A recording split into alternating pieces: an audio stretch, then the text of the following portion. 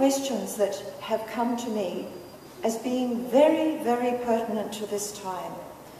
How do we keep our hearts open when sometimes we want to turn off the television or close our newspaper because we feel so overwhelmed by the images of suffering?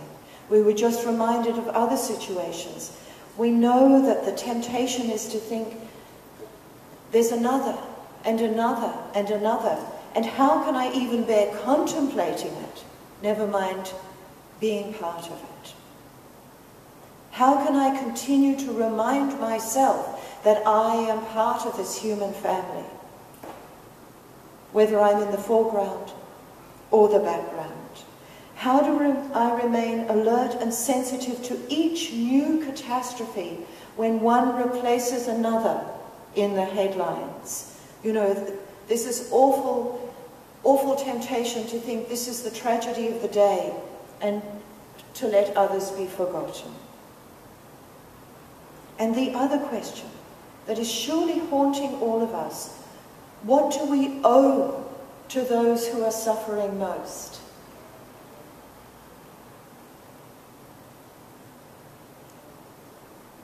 I think what we owe to them and what we owe to ourselves also, so that we can truly be with them, is the courage to remain open, the courage to bow, the courage to be compassionate, even in the face of yet something else, the courage to really examine what we think is bearable and unbearable, so that we can truly bear alongside. We say to ourselves often, I couldn't bear, I can't bear, I won't bear, and yet some of us have to bear. As Tang said, his family had to bear leaving Vietnam, had to bear leaving behind all that was familiar, and that is a familiar story in Australia. It is a familiar story. It should additionally sensitize us. But of course, sometimes it tempts us to close down, to say that I have borne all that I can bear. And I think it's not enough.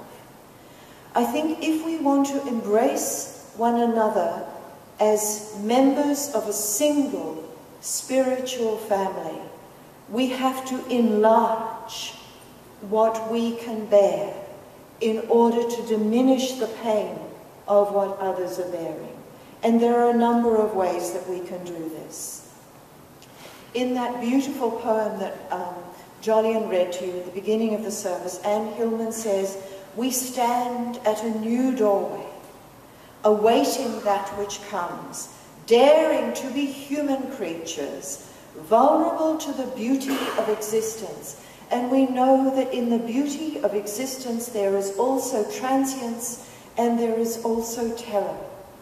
And we need to find ways to be open to it, not to shut down, not to say it's not my business, not to say I can't bear it, not to say you do it, not to say I can afford to be cynical, because frankly, you can't. Uncertainty is the place of beginning.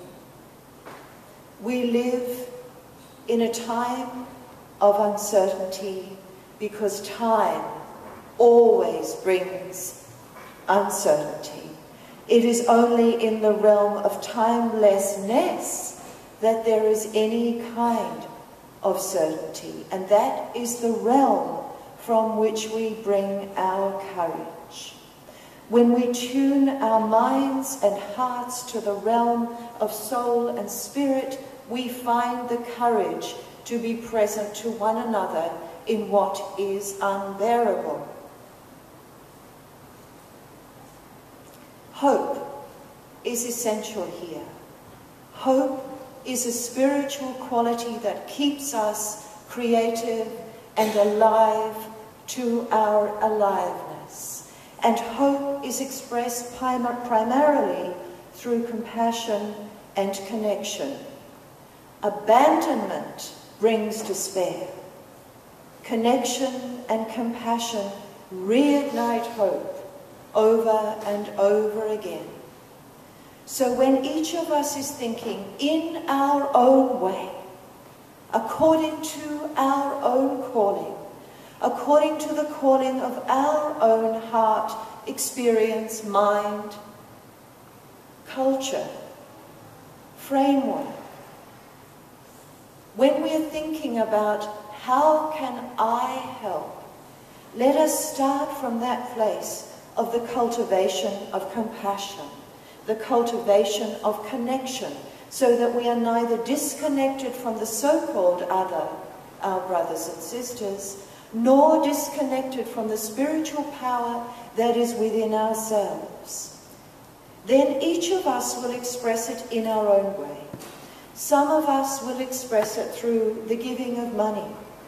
Some of us will express it through the giving of information. We will keep ourselves informed, and we will inform others. Some of us will express it through additional acts of kindness in the very world in which we live. Some of us will express it through acts of kindness by going to those places where people appear to be suffering, but frankly, there are people suffering in every place. And some of us will express it through prayer, and through the power of prayer, and through the power of your good wishes, so that what you are sending to those situations, and what you are sending to those individuals, and what you are sending and cultivating in yourself as you send it, are profound feelings of compassion and goodwill. On my Facebook page a few days ago, I put this prayer, which is just a tiny little verse adapted from the Metta Sutra. And so many people wrote to say that it was really, really helpful. I'll just say it to you. Those we know and those we don't. Because in this, the knowing or not knowing is absolutely irrelevant. We do know them. They are so like us. We do know them. They are our brothers and sisters. They are our mothers and fathers. They are our children. So those we know and those we know. Those already born, those just born, and those yet to be born. Those from near and those from far. May all be free from suffering. May they find peace.